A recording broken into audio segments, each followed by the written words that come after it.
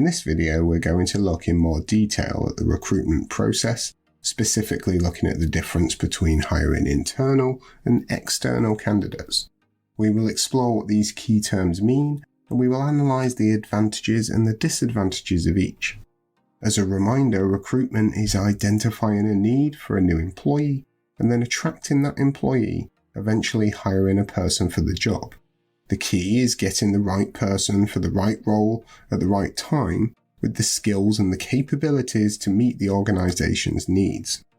The recruitment process can involve using job descriptions, person specifications, application forms, interviews and group tasks to help select the best candidate for your specific role. When a business identifies that it needs to actually recruit, it will need to think about where to recruit from. It can choose to recruit existing staff inside the business. This is known as internal recruitment. Alternatively, it might decide to recruit staff from outside the business. This is known as external recruitment. Let's have a look at both of these options in more detail. Internal recruitment is the process of finding a current employee from within the business to fill a vacancy. It could be a promotion or a sideways step for an employee into a role that suits their skills far better. The vacancy is actively promoted amongst the current workforce, for example by email, posting the job advert on staff notice boards, by word of mouth, or during staff meetings. And then, on the other hand, there is external recruitment. This is the process of filling a vacancy using candidates from outside of the business, people who don't currently work for them. It may be done using job sites, recruitment agencies, advertising on the company website, or in job centres around the country. To all the teachers out there, show all of these videos without any ads and gain access to our growing library of over 500 teaching worksheets. Why not visit BizzWizard.co.uk to find out more. In this video, we're going to meet Danny Baines. Danny has been working for a company called Unstable Limited for nearly 10 years. Unstable are demolition experts who bring down old buildings safely, ready for new ones to be built. A new position has come up at Unstable for a demolition supervisor. They have advertised the role both internally and externally. It would be a good promotion for Danny with more responsibility and better pay, and he decides to apply for it. The job attracts 5 internal applicants from within the business and 10 external applicants. After shortlisting these candidates, Danny has done very well, and he's been put through to the final stage of interview, along with 2 of the external applicants who don't currently work for Unstable. Let's have a look at the reasons why Danny, as an internal applicant, might be chosen for the position, and the reasons why Unstable may go in the other direction with one of the external candidates. Bring this video and over 100 more to life with fun, interactive games, quizzes and case studies. Why not try the first 25 completely free by visiting BizzWizard.co.uk.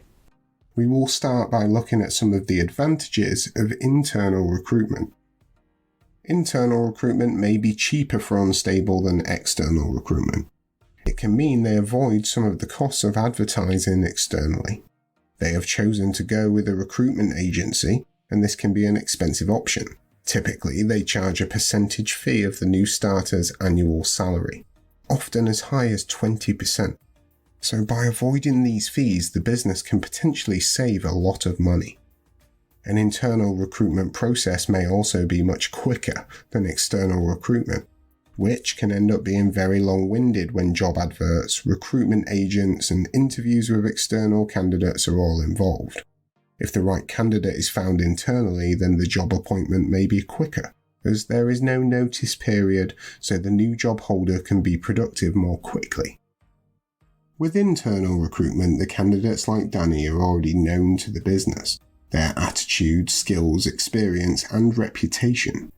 The candidates are already familiar with the company, the people who work there, and the methods of working, and there will be a good cultural fit. You know what you're getting, unlike external recruitment where they are less well known to the business.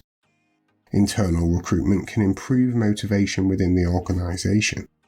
If there is a real possibility of getting promoted from within, employees at Unstable Limited may well be more likely to work harder to try to get noticed and hopefully promoted, as they are more likely to stay with the business with good career prospects.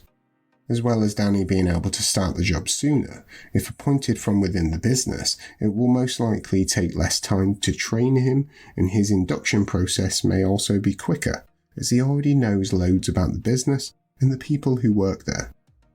Let's now take a look at some of the disadvantages of recruiting an internal candidate like Danny. Recruiting from the existing workforce means that you only have a limited group of people to choose from. Going outside of the company will give you a potentially wider choice of people with a wider range of skills. Unstable may not find exactly what they're looking for from within their own business. If they recruit internally, although they may save money on recruitment costs, they may then need to spend more money on training if the candidate doesn't have the required skills. For example, Danny doesn't have any supervisory experience, and he may need some additional training. Filling a job vacancy internally leaves a gap. Usually, the job of the person who gets the new job, like Danny, will need to be filled by somebody else. The recruitment process, whether internal or external, will need to start again.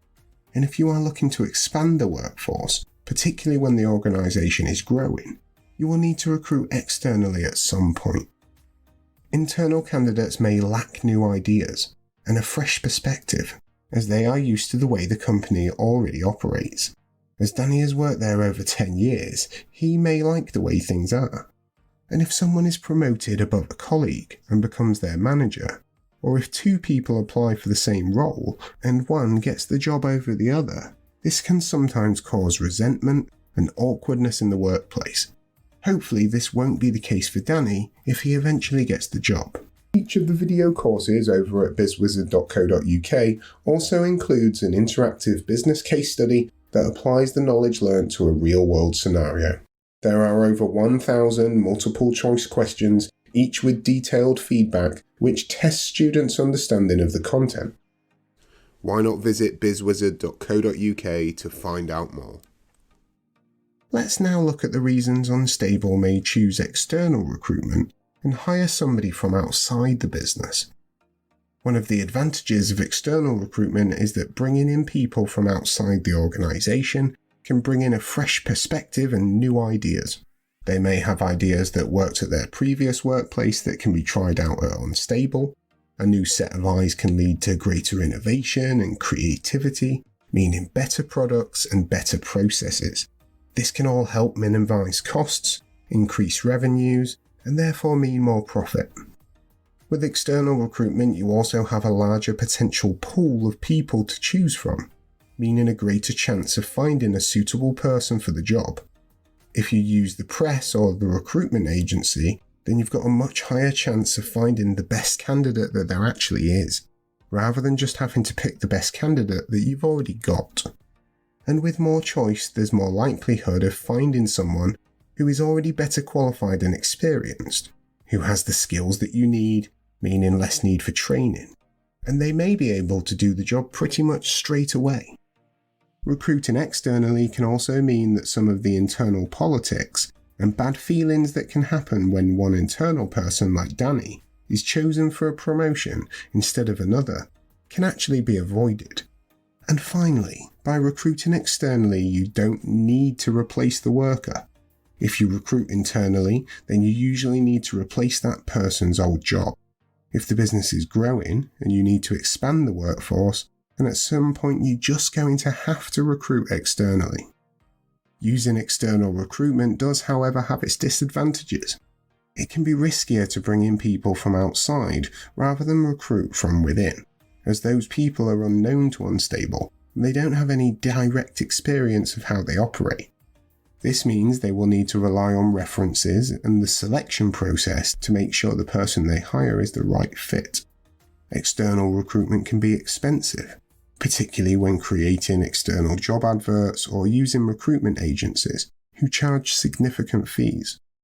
Don't forget, external recruitment can be very time-consuming. Generally, there is more documentation involved, such as advertising, using a more detailed interview process, following up on references, and waiting for the candidate to work their notice period before they start the new job. A lot of this may be avoided when recruiting internally. Finally, external recruitment can be seen as demotivating for existing staff like Danny at Unstable, who may feel that they've been overlooked, especially if the new person that is brought in is at a more senior level than them. So we've looked at the advantages and the disadvantages of both internal and external recruitment. But which one is best? The answer is, it depends. It's all down to what the business wants and needs, and the situation it's in. It all depends on what is going to work best for the business and what's going to give them the best results. Some organisations choose to focus on internal recruitment and promotion, others prefer to recruit externally. In reality, most organisations will actually use a combination of both. Many organisations will see internal recruitment as the priority if they have suitable candidates. McDonald's are a great example of this, and 90% of their managers started at the bottom of the hierarchy. They prefer to train people in McDonald's way of doing things. If skills are urgently needed that no one in the business currently has, then external recruitment may be the most appropriate option. If a business is facing a crisis and needs a strong leader with new ideas, then it may be best to go with an external option. Recruitment is such a key business process, and there's no one right or wrong answer as to which is the best solution, internal or external recruitment. It depends on the situation and on the needs of the business. If you get an exam question about internal versus external recruitment, it's worth thinking through the potential advantages and disadvantages to each type of recruitment and relating these concepts back to the situation. The best solution may be a combination of both internal and external, depending on the particular role, the company, and the skills and experience that you already have within the business. This has been the BizzWizard. See you in the next video.